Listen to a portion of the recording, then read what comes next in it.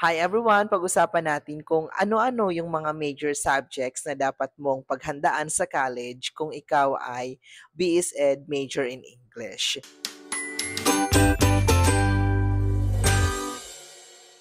Based lamang po ito sa aking naging experience noong college as an English major.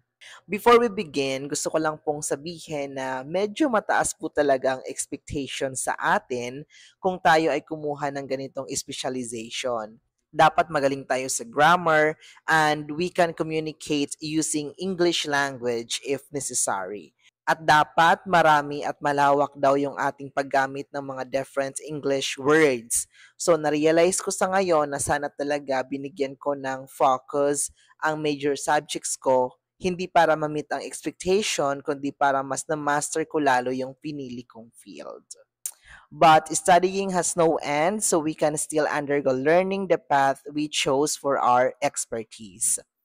Now, for incoming freshman and second-year English major, isa sa mga major subjects nyo ang Introduction to Linguistics.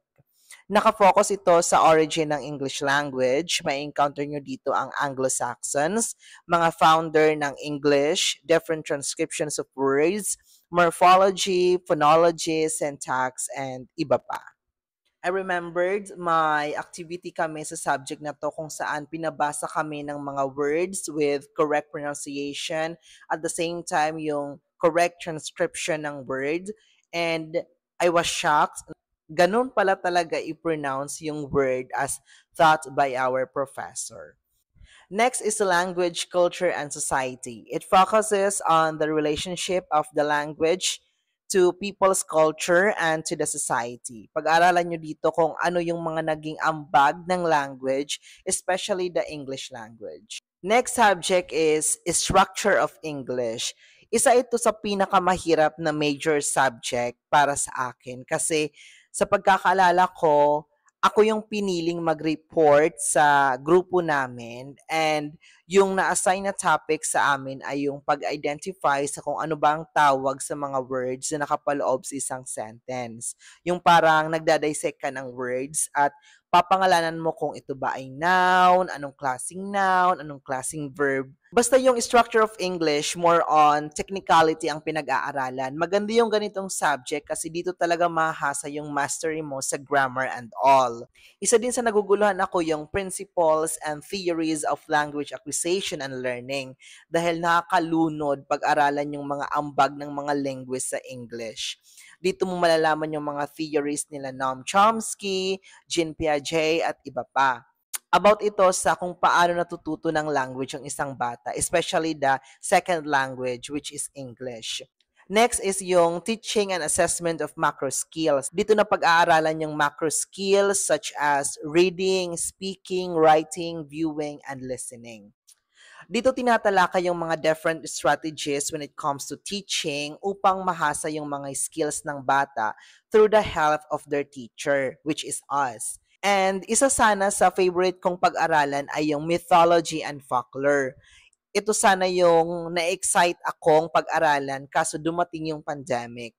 Hindi ko masyadong na-enjoy yung subject kasi more on modules na lang. Mas maganda yung subject na to kung naka face-to-face dahil magaganda yung mga stories na ma-encounter nyo dito. Dito nyo makikilala yung Greek gods and goddesses and yung mga ambag nila sa English literature, yung Egyptian myth, Aztec mythology. Pero ngayon, dahil face-to-face na, for sure, ma-enjoy nyo yung ganitong subject na mythology and folklore. Yung teaching and assessment of macro skills pala ay sa pandemic din namin na-encounter. At yung huling subject ay yung speech and theater arts. Isa sana din ito sa pinaka-enjoy na major subject, kaso pandemic din namin itong na-encounter, pero medyo nag-enjoy naman ako sa mga activity na ginawa namin kasi more on stage play. Actingan ang mga activities dito. Dito nyo may papakita yung mga dramatic skills nyo. Naalala ko na nag-activity kami ng mga different speech act, kasama na yung mga different emotions, gamit yung isang line. Yung line is yung why did you do this to me? Tapos gamit yung different emotions like anger, disgust, joy, fear, and more. Tapos nag-declaim din kami. Siguro yung activity na nag-exert talaga kami ng effort is yung radio broadcasting. Nakakatawa kasi, 'di ba, pandemic, tapos yung radio broadcasting kailangan ng members. Tapos that time sa bahay, dalawa lang kami ng kapatid ko, tapos yung kapatid ko busy din sa module niya. So yung ginawa ko, pinaiba-iba ko yung boses ko. Yung ginawa ko, example, pagdating sa anchor, mas pinalalim ko yung boses ko like DYRX, DYRX, mga ganon. Tapos, pagdating naman sa nagre-report, parang yung ginamit kong voice is yung normal voice ko lang. Tapos, pagdating naman sa showbiz news, mas pinataas ko, parang, pinataas ko yung boses ko para mag-boses babae. Like, narito na ang, ganon, narito na ang, narito na ang latest sa showbiz. Ganon, mga ganon. So, parang, ay nako, nakakalokang isipin ulit. So, yun yung mga major subjects